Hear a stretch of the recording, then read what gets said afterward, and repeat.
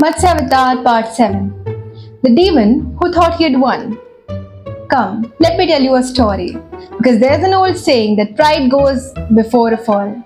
Although I rather suspect nobody has ever bothered asking pride where exactly it was trying to go in the first place.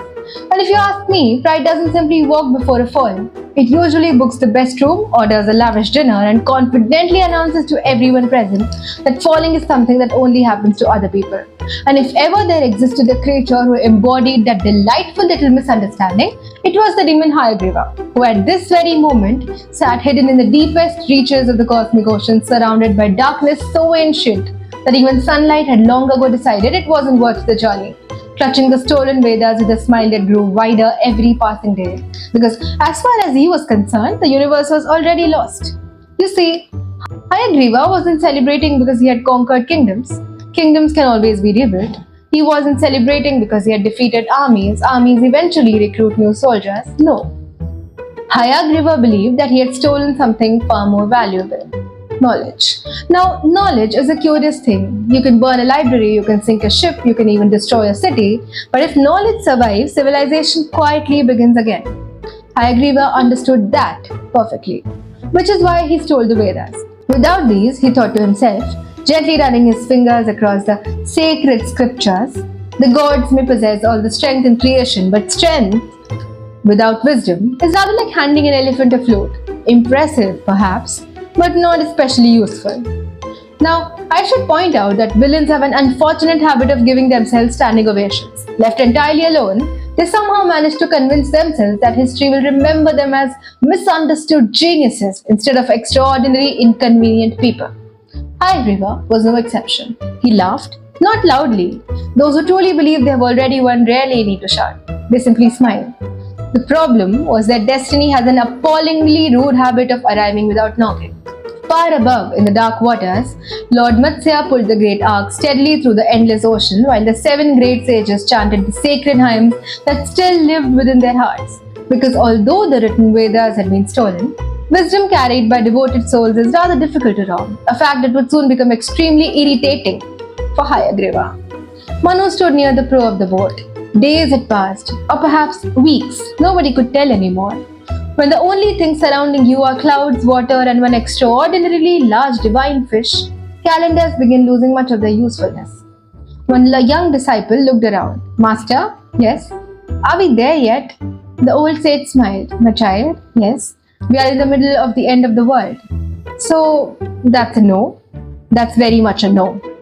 I rather like that boy. He asked the practical questions. The animals, meanwhile, had settled into something resembling routine.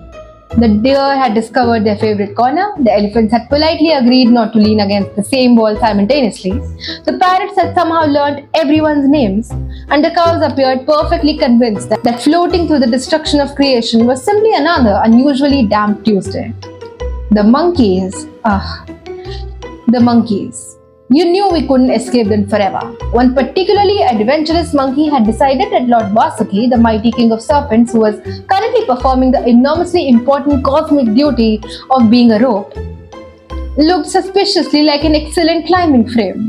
The monkey scampered halfway down Vasuki's coils. Vasuki slowly opened an eye. The monkey froze.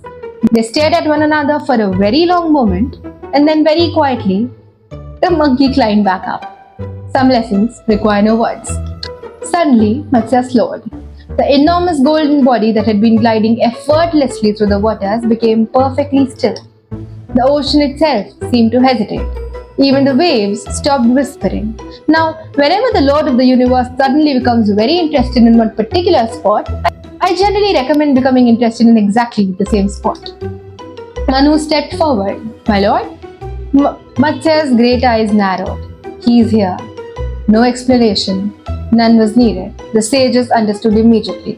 Hayagriva. Deep below, hidden amongst ancient caverns beneath the ocean floor, the demon looked up. He frowned. Something had disturbed the water.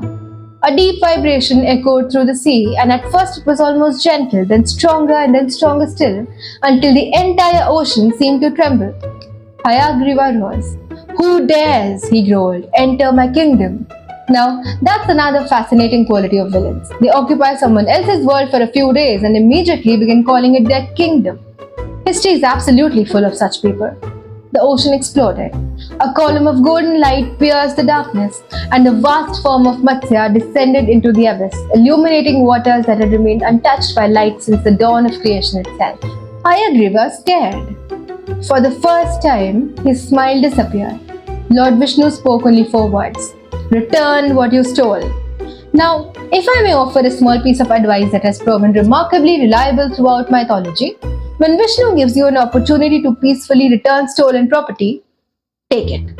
Do not negotiate, do not make speeches, and do not say, actually, I think you'll find. Simply hand it over. Hayagriva unfortunately had not attended my storytelling sessions. Instead, he laughed.